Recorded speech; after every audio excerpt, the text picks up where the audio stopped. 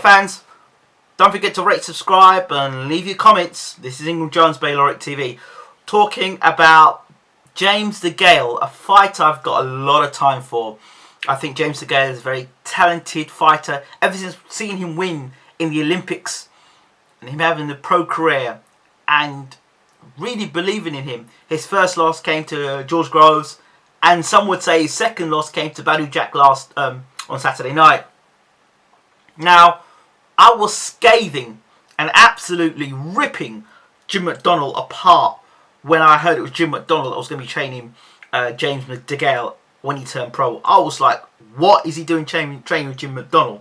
Yeah, McDonnell was a good fitness guy. And okay, McDonnell's famously known for beating Barry McGuigan. Okay, that's great.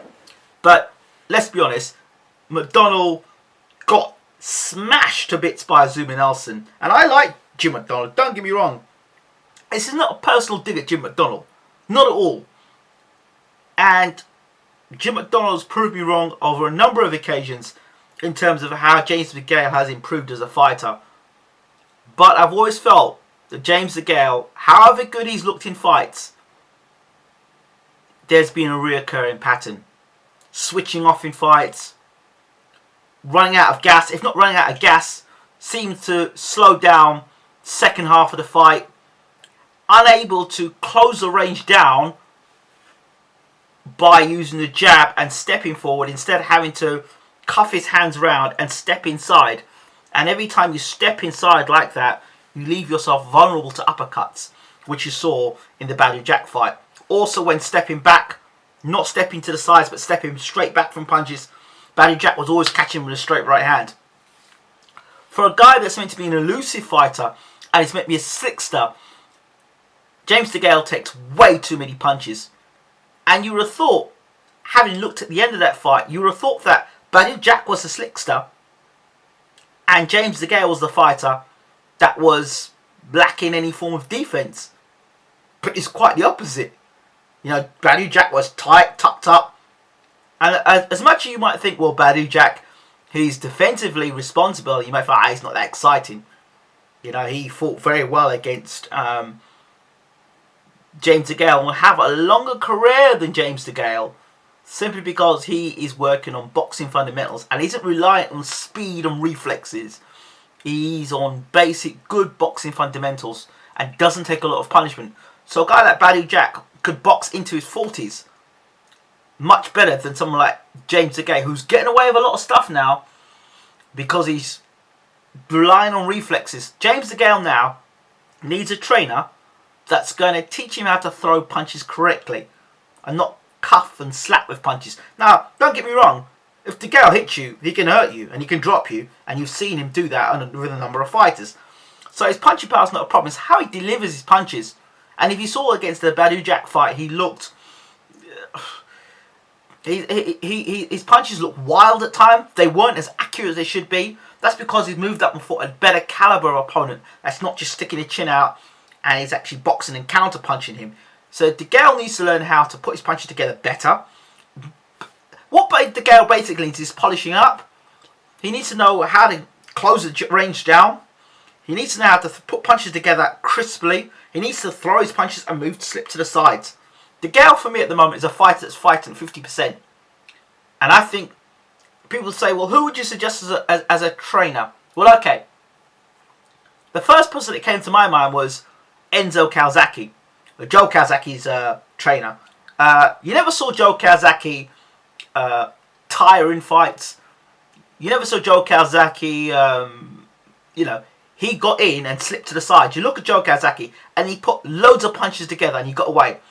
Whether Degale's as big a punch as Calzaghe, I don't know. But he's got the hand speed and he's got the ability. And with someone like Enzo Calzaghe, well, first of all, Enzo Calzaghe is not going to stand for this Degale switching off in fights. And secondly, Enzo Calzaghe, you've seen the kind of work rate that Calzaghe was able to put out. I think Degale can put out just the same work rate. And I think this thing with him switching off in the gym, I think it's the way he trains. I really do. Because you train the way you fight. And if in the gym he's allowed to switch off, if in the gym he's allowed to go walk about in his mind and do what he wants to do and have all sorts of other things in his mind, then there's no way he will train that way for fight. You've got to train the way that you prepare to fight. Eubank Senior, good example. Train for a minute, go walk about. I used to see him run along the beach when I used to live in Brighton. And Eubank would run along the beach, stop, sign autographs, and run on. Stop, pose, run on. And Ronnie Davis would be there with him. Eubank couldn't do hard 3 minutes of every round. So he would pose, grab a break, like you saw with Degale. He'd throw some punches, come in close, tie up, hold up, stay inside, get a break, and get out. Degale possesses good hand speed, carries a good chin, but that doesn't mean you have to keep getting hit on it or getting hit on your face. So for me, Degale needs, and even so, hold on, Jim McDonnell's meant to be there as a fitness coach. You've got to even question that because he's tiring. So technically, I'm sorry, Jim. I think you've taken I think you've taken James Degale as far as you can. 3 fights now where we've seen the same thing. That's a sign that you as a trainer can't take him any further, and it's time for him to move on to a better trainer. Or not even a better trainer, a trainer that would suit his style more. I don't know how much Jim McDonnell knows about the science of boxing, because he was never a scientific boxer himself. He was a fitness freak, we knew that.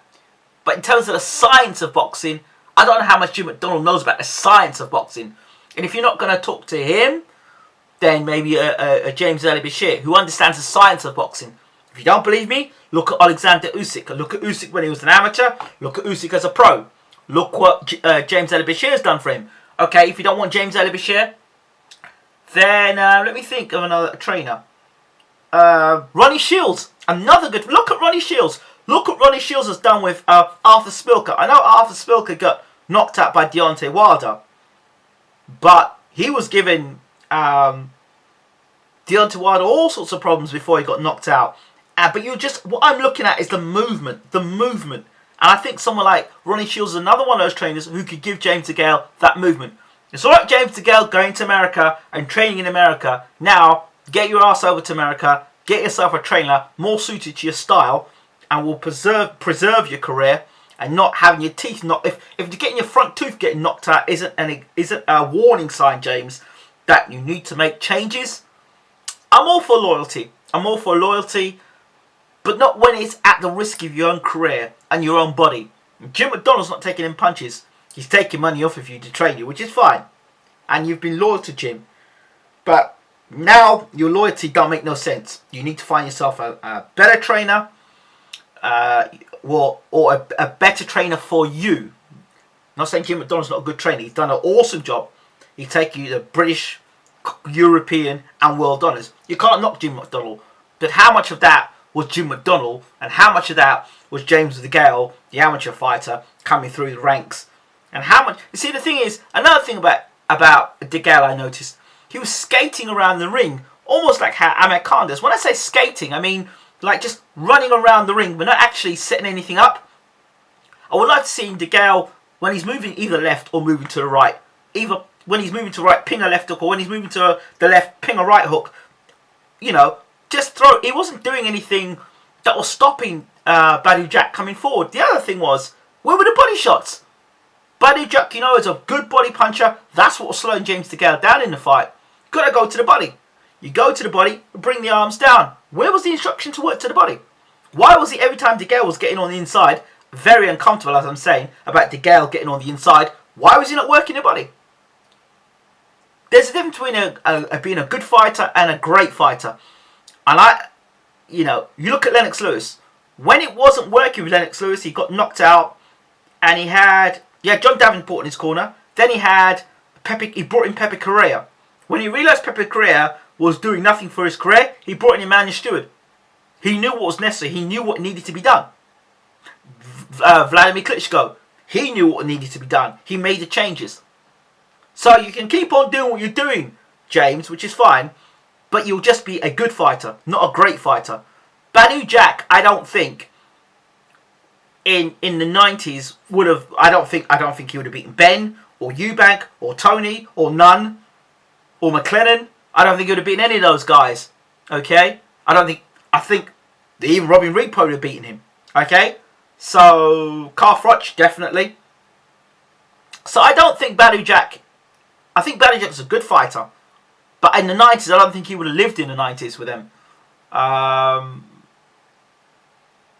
Then I think James Degale could be in the 90s and do well in the 90s because of his pedigree, the Olympic pedigree. But again, I think he would probably come unstuck with the big, like someone like Ben, who Degale gives way too many opportunities. You know, Eubank certainly as well. So, especially Eubank, the uppercut was Eubank's best punch, I would say. So, James, for your own career, if you're watching this, just make the changes, mate. Make the changes. You made the changes. You got yourself to America.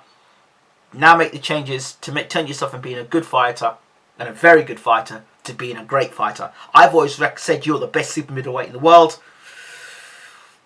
But last night, all the things I didn't want to see about you, I saw. And it's now what you're going to do. What are you going to do? If Badou Jack doesn't want to fight you, fine. Make him vacate the WBC title and let Callum Smith have some. If Callum Smith can't beat, there's no way in hell Callum Smith's beating you. But if you box the way you box against Badou Jack, then you're looking to see someone like Callum Smith. You open a door for someone like Callum Smith to beat you. Okay? I think those are my thoughts. Let's see a more polished performance from you. Let's see you keeping your hands up more. Let's see you slipping to the side, slipping to the sides when you're throwing a combination. Let's see you not taking as much punches. Let's see you working your way behind a jab to get inside rather than just putting your hands up and rushing forward and leaving yourself open to uppercuts. Okay, let's see you staying off those ropes. Let's see you whacking more body, landing more body shots. Better inside work. Bring the uppercuts inside. Where was the uppercuts when you fight Badou Jack? Why was just one single uppercut? Fighting a guy like Badou Jack, the uppercuts would have been the best shot for Badou Jack. And the body shots. Didn't see any of that. So, it's alright having a name. It's alright having pads as a trainer. It's alright having a name or doing pad work. And it's okay, Jim, you've got him to British and world levels. That's great. But now it's time to move on. It's time to move on. You've been loyal. But now, having your front tooth knocked out, James, you need to think about making some changes. I'd love to know what people think about this, though. You know, do you think you should save Jim McDonnell? Or do you think that, you know, it was just a bad night for James Degale? Always the fact that, look, the writing now is on the wall. 3 or 4 fights now where James Degale's done the same thing. Alright, I'm out. Take care.